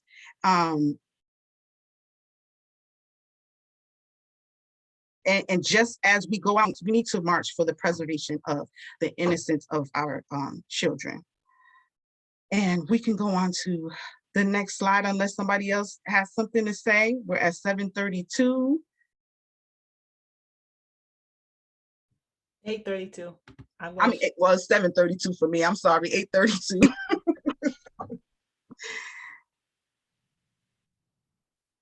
Okay, partnership. It's so important to me. I think I've overstated that. We can go to the next slide. I'm going to tell you guys what I need.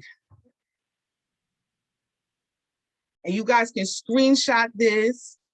I need facilitators and co-facilitators. I have a very unique way of delivering my prevention programming, and I'm not a hoarder. I want to spread that. I would love to see Touch the Rebellion, or if you want to change the name of it, that's how open I am to it, in every state at least. So I need facilitators, I need co-facilitators. You can't sit and just be beating a dead horse, child sexual abuse, child sexual abuse. A lot of kids, they're traumatized just by hearing about the possibility of somebody they love and trust. So we have to like offset that with things. So I have yoga instructors come in, dance teachers. I really like to use the arts. So artists, we do paintings and things like that in the workshops. I like my workshops to be at least 3 days long, and I like to get with after school programs. So I always need co-facilitators. I need assistance with my in-person workshops and my virtual workshops. I need therapists because, again, the people who have been sexually abused, they come to me. They see the advertisement and they come. I like to have therapists on deck, not necessarily at the event or anything, but just people that I know will focus on child sexual abuse as referrals. I need grant writers. I need web designers and developers because in this day and age, everything is going online. If you look at my Facebook page, you will know I need social media content managers because that's not my ministry. And I need videographers because we love to catch, especially for the people who are uncomfortable with what they're sending their children into. We love to catch footage of the sessions. So that you know that what I'm doing with your children and that you can see the impact on them. On that note, I have to tell you, I have to be very transparent. This is not glamorous work. A lot of volunteers, they drop off because of the heaviness of it. And that's what I need therapists for too, for the people who are helping out, because it is heavy. And every situation, something unexpected happens. After every session, I remember one time I was at a school in Westchester at a after school program. They let me come in, and that was just life-changing and so wonderful for me. And what I do at the end of the sessions is I record the children saying what they learned and what their experience was, right? All for the advertising and to make everybody comfortable to normalize child sexual abuse prevention. And it was a 15-year-old girl, and she got on, you know, we're telling them, smile, stand up straight. So she's, okay, we're recording, go ahead. She said, hi, my name is such and such. And I just attended Touch the Rebellion's children's workshops. And what I learned is that I am being sexually abused. Whoa, stop the camera. That turned into such a huge thing. So this after school program that invited me, the school that approved me, when I hear that, first of all, I'm a registered nurse. I'm a mandated reporter. I have a license at stake, right? But I'm also a human being who cares about this young lady. They tried so hard to get me not to report that. And when I reported it, at every turn, I was blocked. I was blocked by her mom. I was blocked by her counselor. I was blocked by the principal. So this work is not for the faint of heart.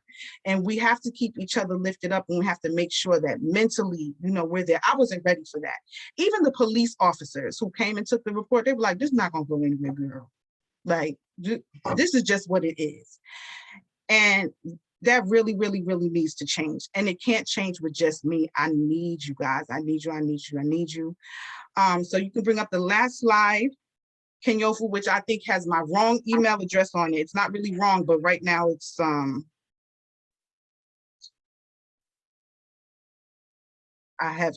don't have enough memory. So I'm going to put the correct email address. But when you email me, just put in the subject line what you're emailing for. Please reach out to me. Let me know if you want a free virtual parent pack. Let me know if you're interested in volunteering. Let me know if you want to host a virtual or in-person workshop. That's what I'm doing right now. It's so important. Let me know if you want to be trained to do it yourself, because I'm in Houston, Texas. I am willing to fly, but I can't, you know, I'm limited on that too. So I would love to teach you so you could teach each other. And on that note, what I like to say is each one touch one, okay? Touch the Rebellion. That is the name of the organization. You've been touched, so please go out and touch somebody else. Please, please email me for your parent pack and spread that information. And this you can take a screenshot of. Also, please forgive me for the links because you'll have to type them out. I was hoping that we could have gotten that in the chat. But a lot of times people are challenged with what to talk to the children, how to address child sexual abuse with their children, especially small children.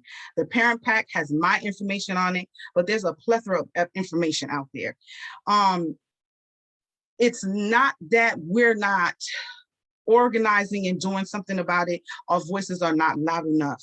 We're not thinking outside of the box and we're not fighting enough, but the information is out there. So these are some wonderful books, age appropriate books, and they're very raw because this is something that, I mean, a lot of times we give, well, I know one of the things that are taught is to teach your children the proper name for their genitals.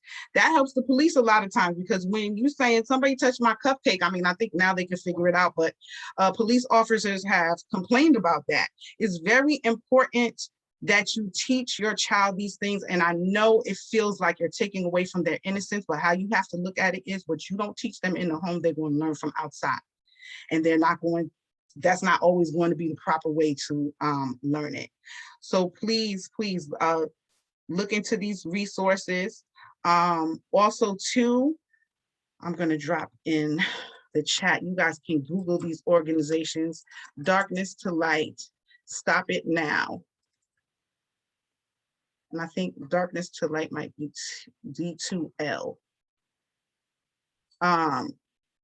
Plethora of resources. That's where I get a lot of my information and statistics from. These are people who have funding, and they are doing the work as far as gathering the information, as far as getting the prevention out there. But I feel like it doesn't address all the statistics and they're not going out there. That's the difference with me. I'm grassroots, I'm out in the community. So please, please, please reach out. Okay. Before I'm complete, is there anything in the chat, Kenyofu? Anything on Facebook? Okay, well, there is a lot in the chat. And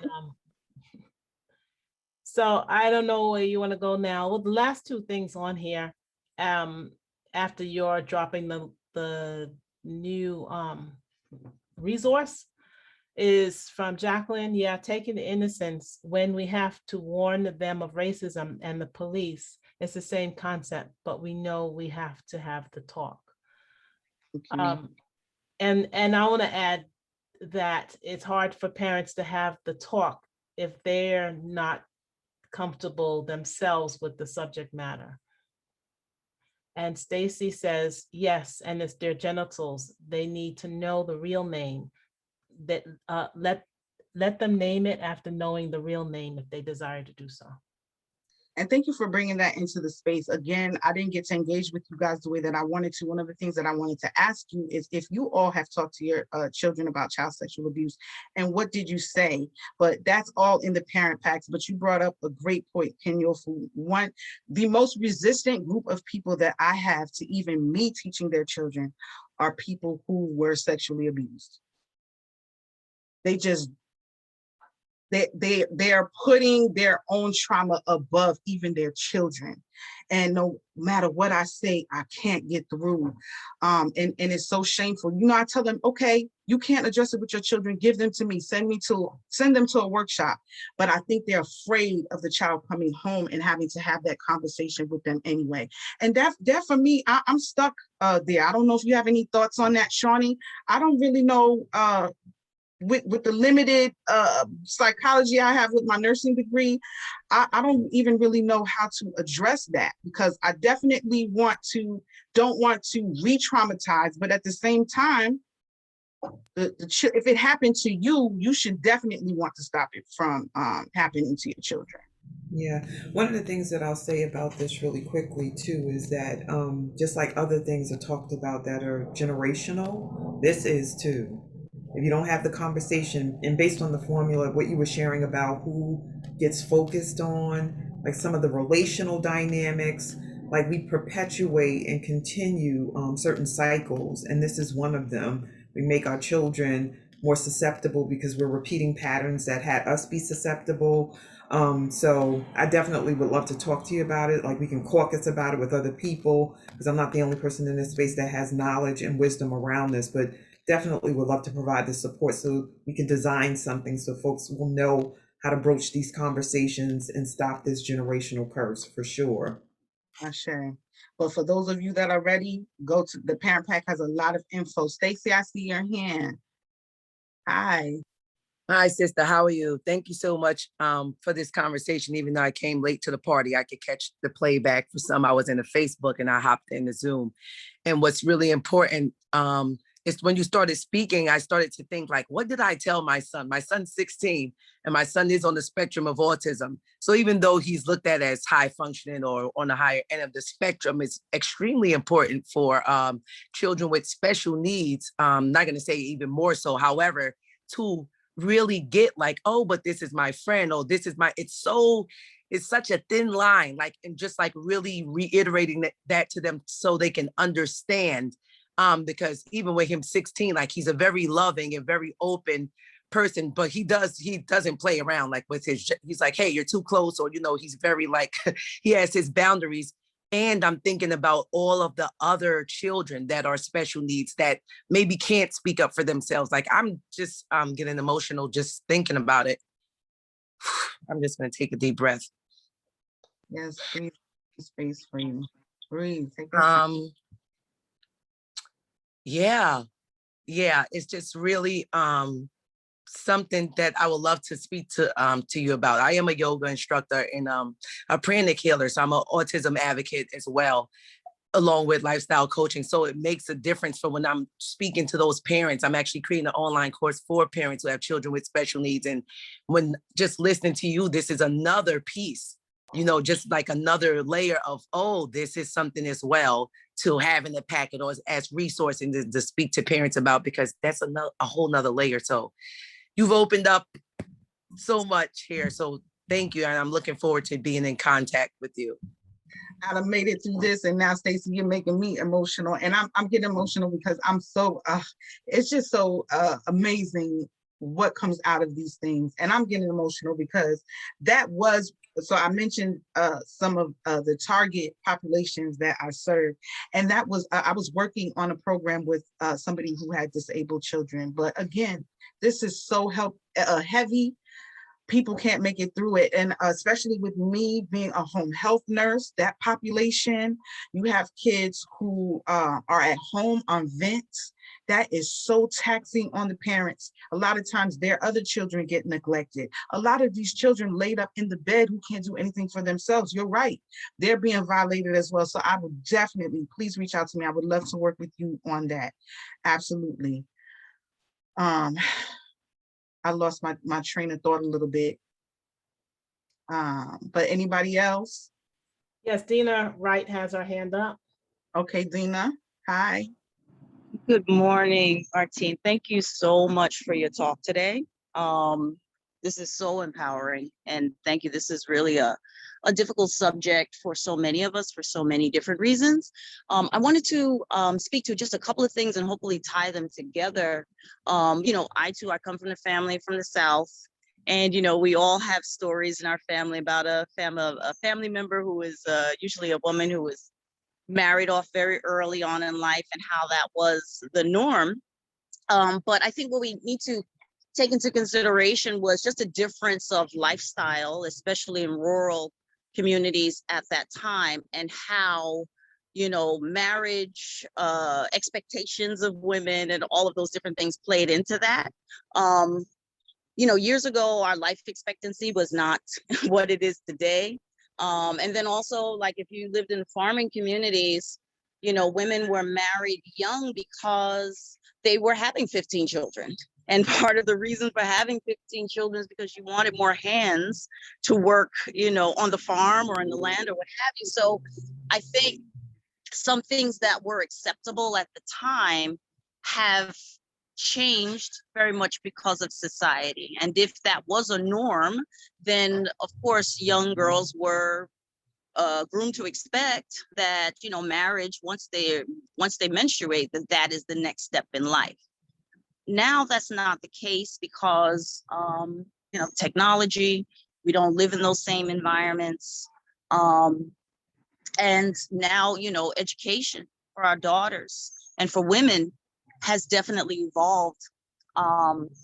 So for me, talking to my daughters, if we're talking about sexual abuse, and I have teen daughters, so I'm very body positive, and I do not in any way expect my daughters to not be natural developing, young women. My question for them, to help them understand whether or not a situation is abuse, because, once girls develop and they start to look more like women, the thought is, well, if they've reached puberty and there is an inappropriate encounter, let's say in the case of an adult male, or they would say, well, she wanted it because, she was a teenage girl, and and in our community, it's like, oh, she's hot in the pants, she's this, she's that, or what have you. But the questions that come up for me that help my daughters recognize abuse is, okay, so if this was consensual, quote unquote, right? Think about, in order for this encounter to exist, how many people did this person, this adult, have to separate this teen from in order to continue this encounter? Did they have to be separated from their parent? Did they have to be silenced and separated from a sibling? Did they have to be removed and isolated from other mentors? Did they have to be, isolated and removed from those who are around the community, who are all thinking that, the relationship, should naturally be taking another course? And then to even get more into the specifics, okay, if this person is if the girl is a minor, even if she initiated the relationship, it could not exist because at 15 or 16 or 14, I was broke. I didn't have money. So who facilitates transportation for encounters? Who facilitates alibis? Who facilitates contraception?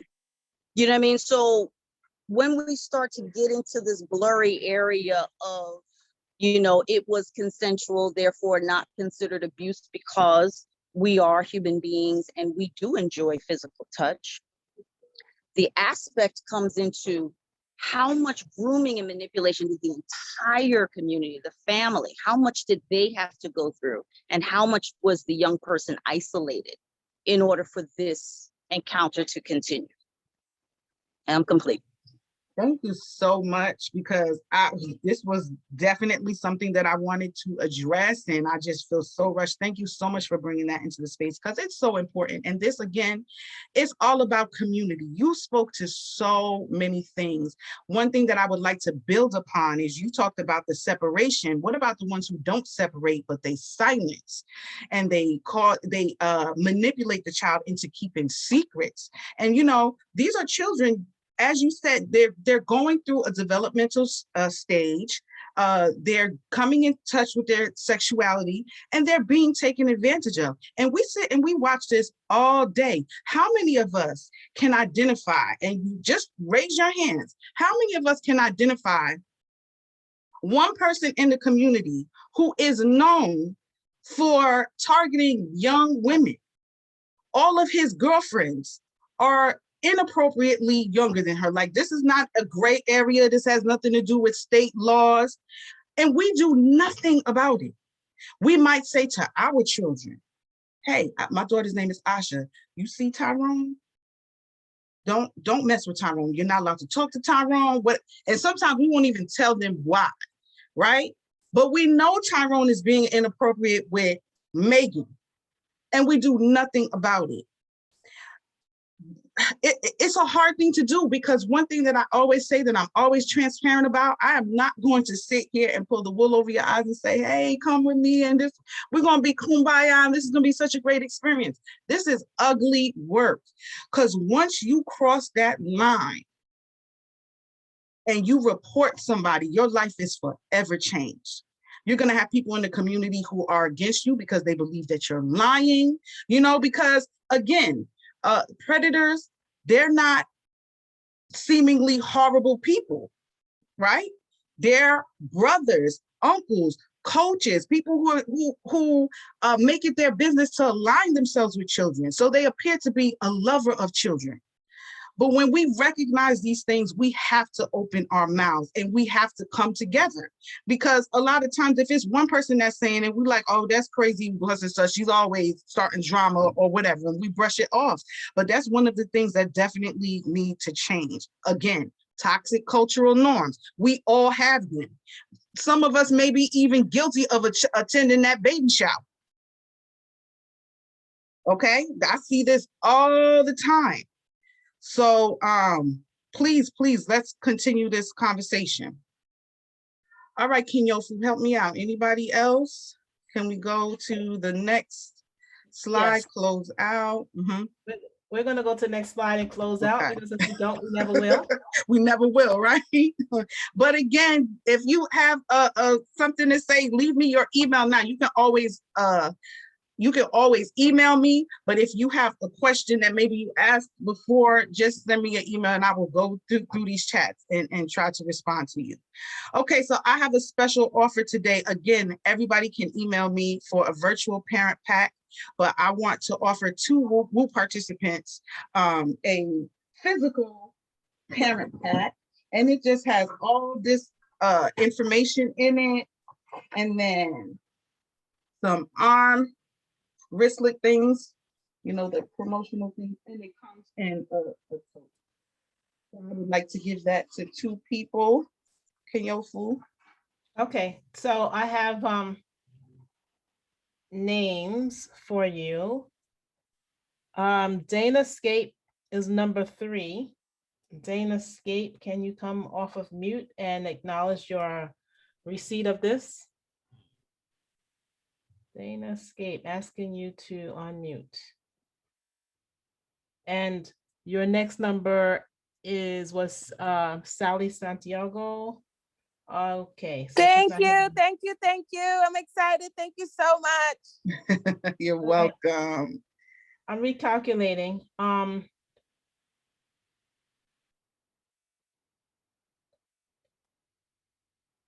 Okay, Terry Ruffin. Okay. Terry Ruffin, are you here on mute? Yes, I am. I would like to pass my package to someone who is a parent. I am honored with the opportunity, but I would like to pass it to someone who is a parent. Thank you. I appreciate that. Okay. So Terry, pick a number. Wait, there's someone just raised their hand. That was Jamelia. Jamelia, are you raising your hand because you'd like to receive this gift? Yes. Okay, you got it. Thank you. Okay. Awesome. All right. Great job. Hilolo, put your email address in the chat. Okay, so this is my contact information, phone number, Facebook. Again, I told you I need help where my content creators, social media managers, and most importantly, my email. That is, I communicate best via email. Again, please email me with your questions if you want a virtual parent pack and if you are able to volunteer. Okay, screenshot this if you like. And go ahead, Martine. Okay, love offerings and donations. One thing that I would like to say, again, reiterate, is that I am volunteer based, and the parent packs, they cost money. So donations are very, very, very important and vital. However, I would like to be clear, I do not have 501c3 status. And the reason why I chose not to do that is because I felt like I wasn't doing enough work for a 501c3. I need to see the community involved in order for me to go for that status. That's something that I promised myself.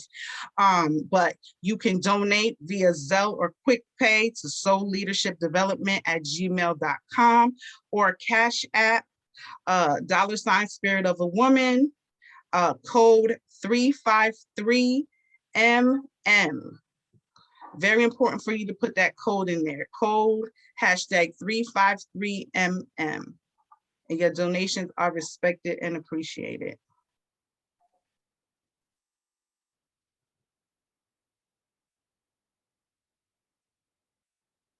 Martine, can you take this? Yes, I'm sorry. I was reading Shawnee's. Thank you, Shawnee. Okay, next up, join us on Wednesday, June 23rd for Yogisha Presents Winning Wednesday, facilitated by Stacy McLean. I thought you looked familiar, Stacy, the wonderful Stacy McLean. And then on Thursday, join us June 24th for the Reset, Pivoting from Powerless to Purpose. And that's facilitated by Dion Nichols, my cohort 17 graduate buddy. Beautiful.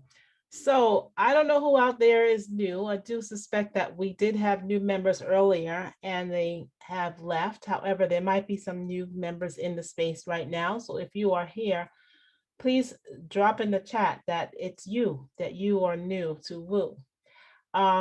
Your new could mean this is your first absolute day in WOO in whatever form, or could be your first day in Zoom. It could be, you could be out there in Facebook. So drop in the Facebook comment. This is your first time on Facebook. So we welcome you and we ask that you come back. Don't forsake us. We're here for 5 days. And those 5 days are Sunday, Tuesday, and Thursday. Those are the long days like today, 7 to 8:30. Sometimes we go a little over, but that's because the material is very juicy. And we also have Monday and Wednesday, which are the shorter days from 7 to 7:30. We're always on Zoom. So, and then we also have you can also join us on Facebook because we are live streamed there. And one way that you can let other people know about Wake Up Everybody is by wearing or sporting the swag that we have. We have sweatshirts and t-shirts and mugs and face masks. You can get yours at bit.ly/WOO swag. And we are, the admin are coming together on June 27th for an intensive, and we're asking your support. The entire WOO community is invited to give us feedback or information on what the future, what you see the vision and the future of WOO is. So there's a link that is being dropped in the chat. That link will take you to a form that you can fill out that will have those questions for you. And that event, by the way, is June 27th from 11 to 5. And we ask that you stay in touch. This is how you register. Many of you know this, and some of you may not. So you need to register every week in order to receive the email to get the link to join into Zoom. And you register at bit.ly/wake up movement. You may be in the Facebook page, you may not be in the Facebook page, but in order to get to the Facebook, I should say Facebook group, you want to go to bit.ly/WOO community. So it's a group that you have to get approved in.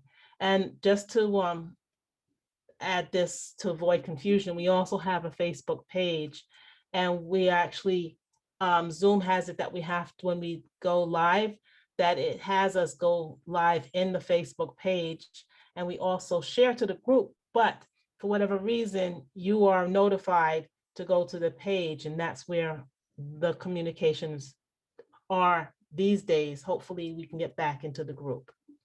We're on Instagram and we're on YouTube, and we have an email for you to communicate with us. It's info.wakeupseries@gmail.com. And with that, we are going to give Martine our love shower. I'm going to ask you all to unmute. All right. Thank you, Martine. Martine, Queen Martine, the dream. Thank you so much. Martine is on a mission. She is Appreciate on you. fire. Thank you. Thank you. God bless Thank you, you. Martine. The email is already Thank you, sent. I because hope this you is a can What touch you the doing? crowd. Everyone, share the Everyone word. have a great Very day. important This topic. meeting will be Thank you. Thank you. Everyone, let's Martine, move all forward I can say and is let's keep I ask you to organizing. continue your work. And yes, That's all we you are got. so blessed. We are so This is blessed to have you in this space. specific Thank you mission so for you. much. And This y'all have is a a wonderful day. I've been conversation waiting we to need hear to this have voice. Many people forever. have been waiting for this Forever and encouragement and implement it this in direction schools, and this with our information. children, workshops, I retreats. work in a daycare. I already see it. God bless And you. I've been dealing with this for so long. Email you. Thank You you. have Thank a you so workshop much. that talk to the children about this type of Thank thing. you. What a I blessing. brought it up Let's before at all keep meetings. Hey, breathing what are with we one doing? Are we another. talking to the children? Martine, your program is needed. Continue on your mission. I thank you. Thank you for